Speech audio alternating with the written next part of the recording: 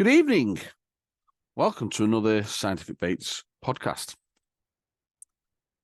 After the great response to the last two short podcasts that I've done, the first one was a blog. And then the second one was basically just filling in a bit of time after people saying they've enjoyed the blog in a podcast form. And what I'd like to talk about tonight is people asking me for advice about baits. I mean, obviously, I sell baits for a living, boilies and different things. And you do get people asking you for advice, which baits to use, etc., etc. It's very, very difficult to give an entirely honest answer, because what happens is people hear me talking about the baits that I sell and the results that I've had with them and people who've used the bait have had with them. But it's very, very difficult for people to replicate these results if they don't use the baits properly. For instance, I did a podcast with Carp Chronicles and I was speaking quite a bit about the HXB bait, which we had some very, very good results with in the early days. And these results really were using an experimental bait, really, because that bait wasn't even the finished article when we had some of the real good early results using the bait.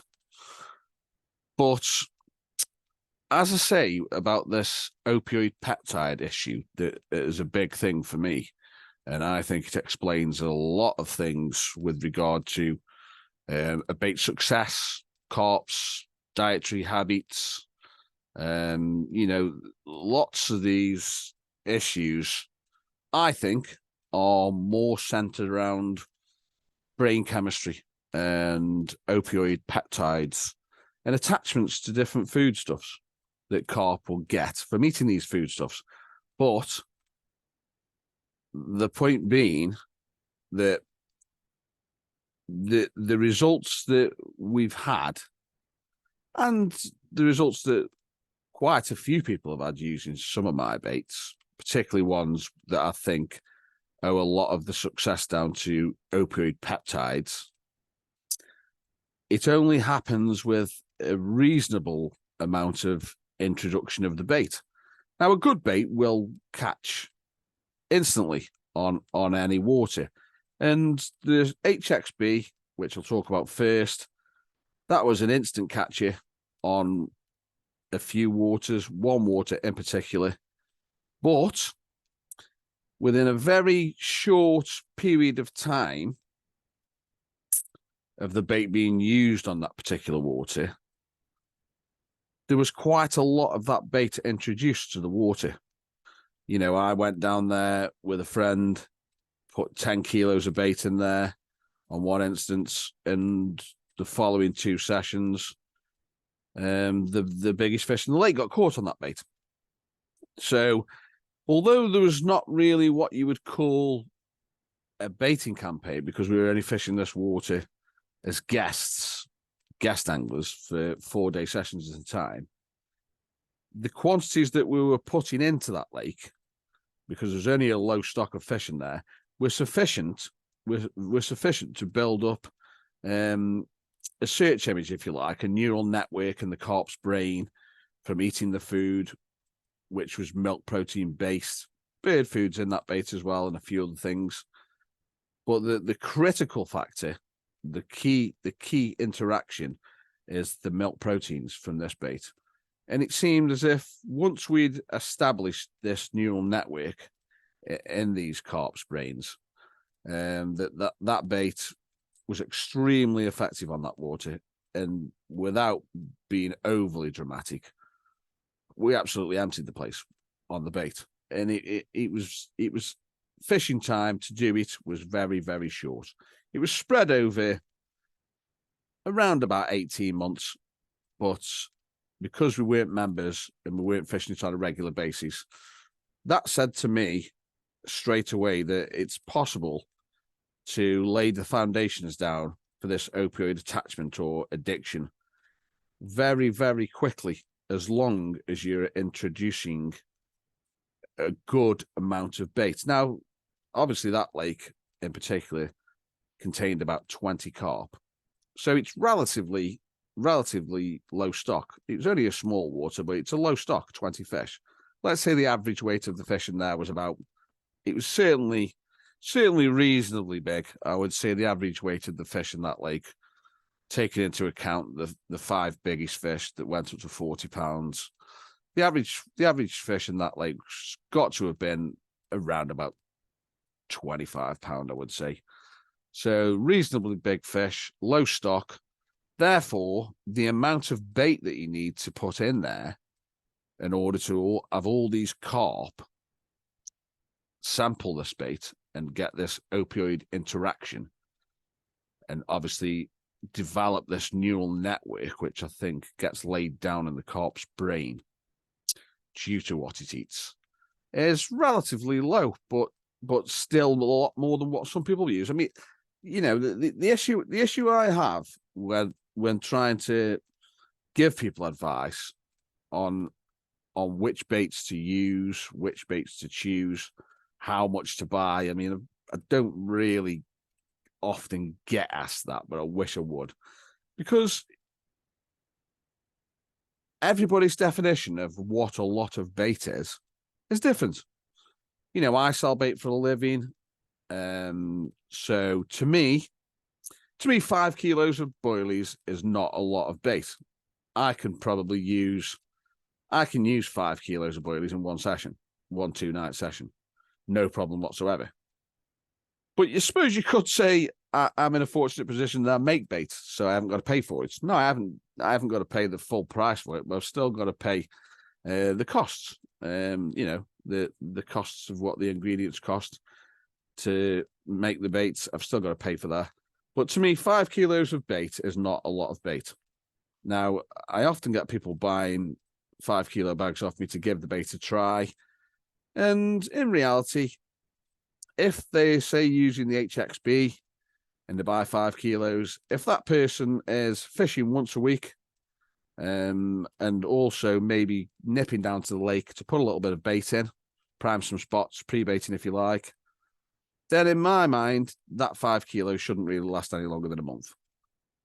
Otherwise, they're not using enough bait to get the maximum return and to maximally elicit this opioid reaction.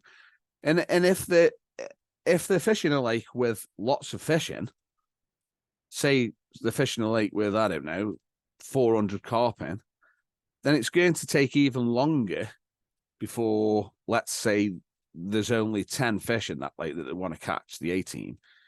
Then they're going to need even more bait before the possibility that the target fish even gets to taste that bait. So it's the factors that are involved.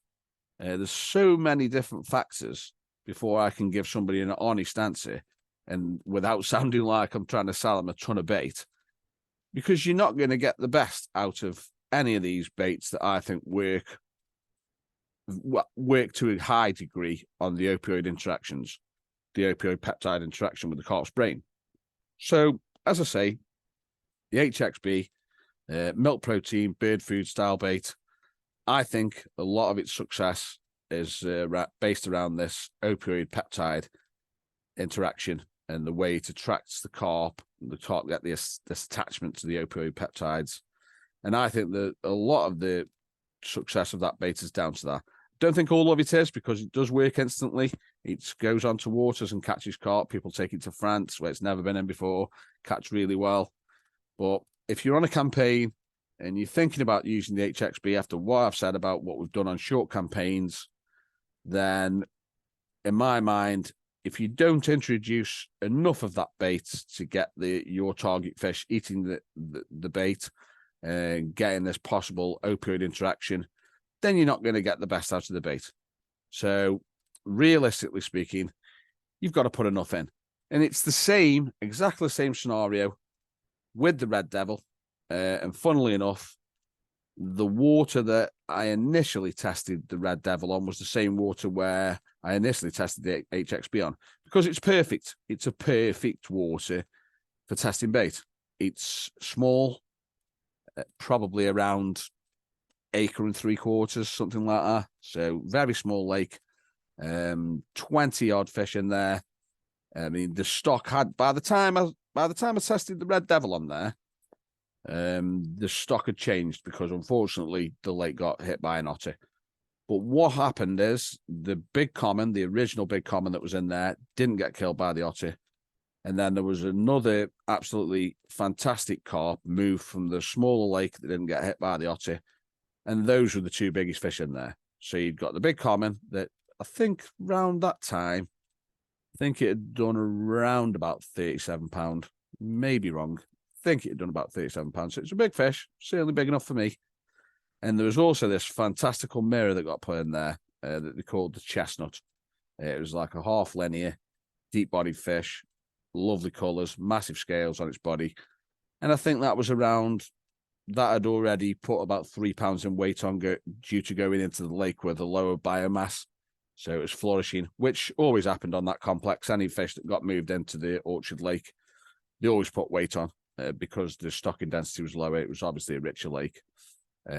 Obviously, biomass stocking density is very important in maximizing growth potential. So what happened is I came up with this idea to make the Red Devil to catch a fish on Trenton, which is a big lake, 70 acres, and there's a lot of fish in Trenton. There's quite a lot of fish in there. It's certainly not rammed for 70 acres. I would say you're looking at around about 7 fish per acre. So, you know, it's certainly not somewhere that's extremely difficult, but you can blank for a long time if you don't get your location right, because 70 acres, you can fit them 500 fish into an acre, can't you? No problem whatsoever. So you can have massive areas of the lake that are devoid of fish at certain times.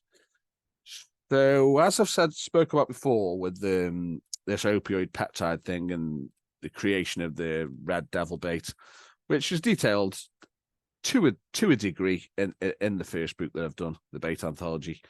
But it's not, I haven't really gone to town in that book on anything. The next book's going to be far more in detail. And it's going to be a little bit esoteric because some of the things that I'm going to be talking about, you will need a little bit of background knowledge. I will go back to basics to a degree, but you may well need to do a little bit of research yourself to keep a pace with the things that I'm talking about. But, you know, this is what I've tried to do. So, as I say, I got this idea for this opioid peptide thing in wheat, creating a bait that was capable of developing an attachment to the bait through the action of the opioid peptides liberated from wheat. So what happened is that this small water got hit by the otter. Things changed, and then after it had been hit by the otter, the following winter, the owner decided to have a winter syndicate on there. He had a winter syndicate on the lake, obviously to protect the stock. He put a small otter fence up, and he wanted anglers on there over the winter because he'd just been hit the winter before. So I said to one of the lads that this was the water I was going to test this bird food bait on.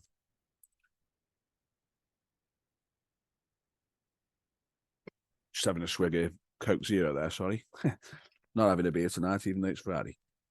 So, made this bait and decided to do this small campaign over the winter. And I think the ticket started in November, but unfortunately I couldn't get down there in November, and it fished quite well. So then I think I did 1 or 2 sessions in December, 2 nights each. Didn't catch. I think young Danny I was with, he caught 1 on the HXB. But I was confident that I'd got a plan to introduce this bird food bait, which hadn't got a proper name by that stage. I was just calling it the Winter Red because it was got robin red and bird food. And I'd got a plan to that I was going to execute. Every time I went down there, I was going to take at least 2 kilos of bait with me. At least, well, I was going to take 2 kilos of bait, just to spread all over the lake at the end of the session. And that's what I did. So I went down in December twice, put about 4 or 5 kilos of bait in. I think went in January once, put another 2 in. So 7 kilos of bait, 20 odd fish in the lake. So they're all getting a taste of it. And then I'm not sure if I did actually fish in the February. I may well have gone down again in the February. Now let me think about this. Two nights. Oh. Yeah, I may well have gone down in the February for one night, and I put bait in again a couple of times when we went down. One time, sorry, when we went down, I think the lake started freezing, so luckily I managed to get some bait in, and then we pulled off and came home. But anyway, I think come March, I hadn't caught, and I think I'd done about 5 nights, three nights down there, something like this. I can't remember exactly without looking at my diary. I'd done a few nights, and I think I'd got roughly between 7 and 10 kilos of bait in the lake. So a reasonable amount of pre-baiting for a small lake, cold water conditions. But I felt that was enough to give them all a taste. And I was just hoping that I could get back down there and get amongst them before the end of the ticket, which was the end of March. The lake fished reasonably well all winter. It fished well in November. I think it tailed off a bit then, but there was a few fish coming out. A few came out on maggots, and then we got to March. And cut a long story short, I ended up doing 2 sessions in March. I caught the target fish that I was after, the chestnut fish, and it was on a bottom bait of the red devil. And it was over quite a bit of bait as well. I caught that over about a couple of kilo of bait, 16 mils, a bottom bait, boilie, straight from the bag. So it's definitely eating it. But I did put a few maggots on the spot. Not loads. I've never been a big user of maggots. Well, never been somebody who uses a lot of maggots. What had actually happened is we'd gone down there. I'd caught one already, just fishing boilies, the red devil. So the pre-bait was obviously working. I had a 16-pounder, which was a small fish for the lake, but it was on a bottom bait again. So, bang. I thought to myself, there's no way in the world that's on its own. Of course, it's over 2 kilo, around about 2 kilo of bait. And then I think the next night, I had a 26, and that was on a red devil pop-up. But it was a bright one. It was a bright white pop-up, but it's got the same attractors in. So, obviously, I was hoping this pre-baited paid off. I've heard Frank Warwick speak about it, that it's a good idea introducing free offerings and then using fluoro pop-ups with the same attractor profile, which is what I was doing. I was using a red devil, fluoro pop-up, a white, and I had a 26. And then the last night of the session, the weather report had given out that the temperature was going to drop by a few degrees. So I thought to myself, I'll go and get some maggots. So I went and got some maggots. And I only bought a pint, I think. And I got a tiny little fox spod, a little tiny thing that I use occasionally on day sessions at winter and stuff. And I put about 3 or 4 spods of maggots on this area where there was, by this stage, probably seen 2.5 kilos of boilies. So quite a lot of bait for March. We're still in winter, although it's the end of winter, but quite a lot of bait. So put a few spods of maggots on there, and lo and behold, bang, in the morning, it ripped off. Chestnut 33.10, probably the best catch I've ever had in winter. 33-pound, 10-ounce mirror, superb fish. Now, the point I'm trying to emphasize here is that, same again, the red devil sell very, very little of that bait these days, very little, which is a shame, really, because it really can be a superb bait if it's used properly. And as I say, I had this little campaign and caught the one that I wanted to catch, one of them. Didn't catch the common, caught that one. But to end the story, the following week, I went back for my last session that I was going to do. And the lake hadn't done a bite for a week since I've been there. I went back and had another one of the lake's big fish. And that was again on a single hook bait. It hadn't done a bite for a week. Red devil attractors, strawberry, and the orange oil. Another one, I'd only been there half an hour. Lake hadn't done a bite for a week. I was only been there half an hour. Bang, got a fish. It was 29. It was one that goes 30. It was £29. And then during that session, I think I did two 2 or 3 nights. I went down to the smaller lake on the complex, which I hadn't been putting red devil in at all, and hadn't been fishing it. And I caught the biggest common in the lake out of there on the red devil, and a few maggots in a PV bag. So good little testing campaign. Caught a few fish. The fish had definitely been eating it when I'd been introducing the bait over a long period, really, 3 months.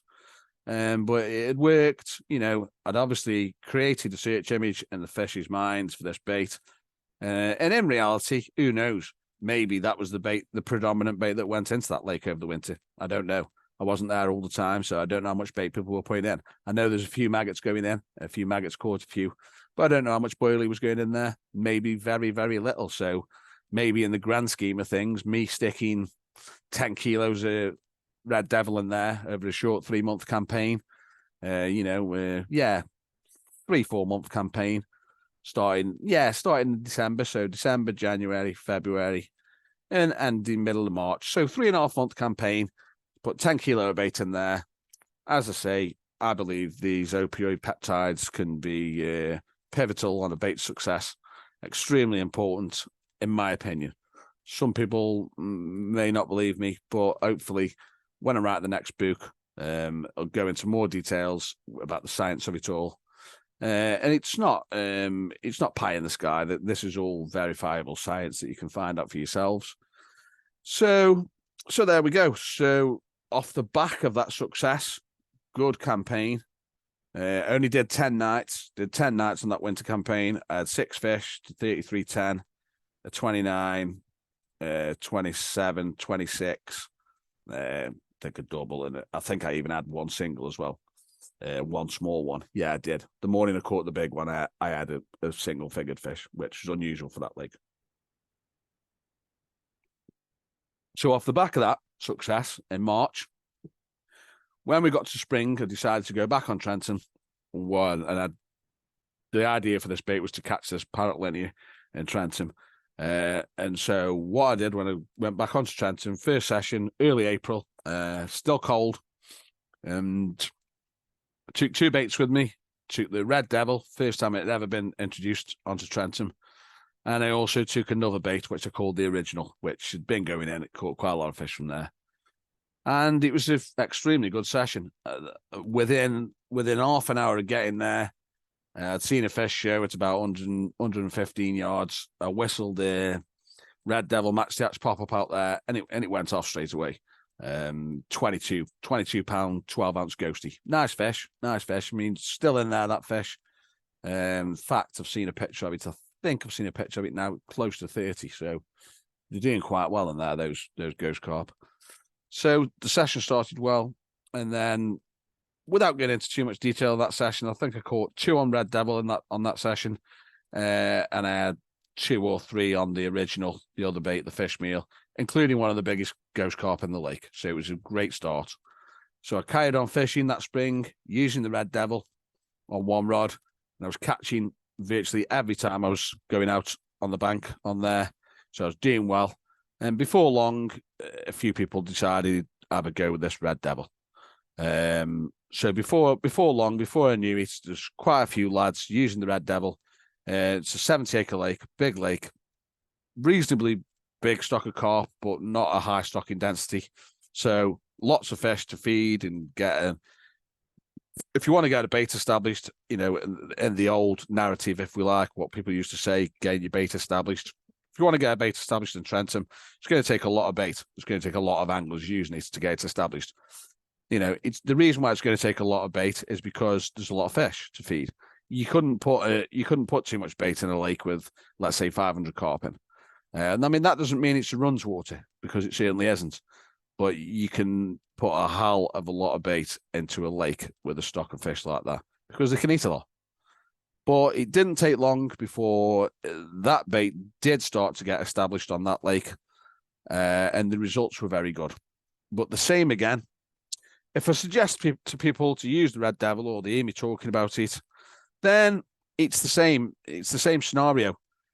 You're only going to get the best out of these baits with application. And as I've said, you can hear what I'm saying, that these baits are instant, they work instantaneously. But if you're after a fish and you want to maximize your chances of catching it through the establishment of an attachment or an addiction to a bait, a wheat-based bait or a milk-based bait, or there's a few other things you can use. You're going to have to put some food in, unfortunately. So it's going to cost you a few quid. You're never going to get the best out of these opioid peptides if a 5 kilo bag's going to last you 6 months and you fish every week, because you're just not putting anywhere near enough food into that lake to get the best out of these food items. You're not going to establish this opioid attachment. Or, I have said they don't need to eat loads of it, and they don't need to eat loads of it. But what you've got to remember is that let's say that I believe, this is a purely hypothetical number. Say I believe a fish needs to eat at least 1 kilo of a wheat-based bait or a milk-based bait to get this attachment or addiction, if you like, this neural pathway established. You've got to remember, if you only use half a kilo of bait per session and there's 100 carp in the lake you're using, it might be months before that carp even eats any, before your target fish even eats any of your bait. So, just pointing out a few factors, because it's very, very difficult for me, without sounding like a blatant salesman, to say to people over the phone what I think they should do. But, it's common sense that you've got to put a bit of bait in. And like I say, it's odd times at the moment. People don't want to be spending loads. But, if you can stretch to putting a couple of kilo of bait per week into your lake, wherever you're fishing, at least, then it's going to send you some way towards getting a bait going on there, established, if you like. And there's a few other things we could talk about, but I won't talk about them tonight, because I do believe that carp do communicate. So that's another podcast entirely. So, as I say, I've got these ideas on opioid peptides. They don't really tie in with HMV theory. And HMV theory, amongst older anglers, it's a narrative that's entrenched in the brains, So I think what I'm going to come up against is a lot of cognitive dissonance. People are just going to think, what the hell's this guy on about, talking about opioid peptides? We know why carp eat bait. It's because of the nutrition.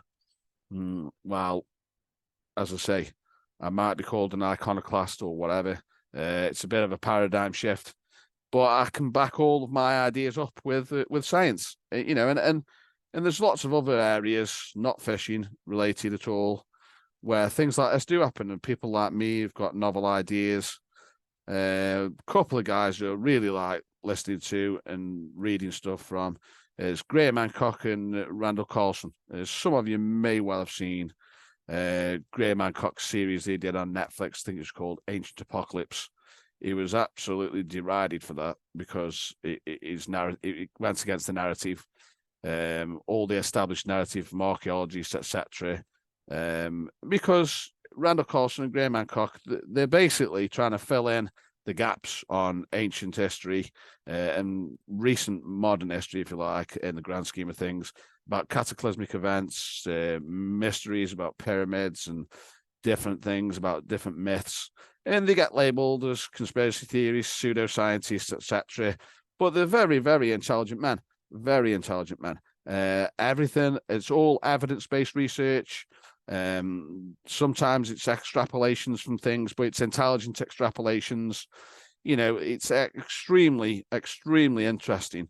But as I say, cognitive dissonance will stop some people from even listening to anything that they say. They get labeled as conspiracy theorists, loonies, whatever, pseudoscientists. And maybe I'll come up against this, when I publish this next book. But I'm not really too bothered if I do, because I fully believe in what I'm saying. And as I say, this HMV thing, I have people, I've had messages from people talking about nutritional recognition. Now, yes, nutritional recognition is a phenomenon. It's not really nutritional recognition. It's an inherent skill of all animals to be able to recognize food items, foodstuffs. Obviously, a carp needs to know a rock's a rock and a bloodworm's a bloodworm. That doesn't mean it knows it's got nutrition in it. All it means is it's hardwired to recognize specific molecules from food items. So I think I'll probably leave it there. Said enough. Probably bored some of you to tears, but Friday night, just chilling out. Not having a beer tonight because I'm going to go out for a few beers tomorrow. With my son-in-law, we will be my son-in-law soon, getting married. Daughter's getting married in a few weeks. So a few beers tomorrow afternoon. Hopefully they'll enjoy that. And yeah. But anyway, thanks for listening. Leave any comments, and anybody wants any information about anything speak about, or, as I say, people ask for advice about the baits, and it can be very difficult without being a blatant salesman and saying, well, if you want to really give this bait a good go, you need to give me 160 quid and buy 20 kilo of it. And in reality, that's what I actually feel like saying sometimes. But I can't I can't turn around to people and say you're not going to get the best out of this bait without spending 160 quid. I mean, don't get me wrong. There's very good bait. You don't need loads of it, but to actually maximize this opioid issue and the attachments, if you like, establishments of the attachments, you need to feed them a bit. So there we go. Another short podcast. Hopefully you've enjoyed it. Bye for now.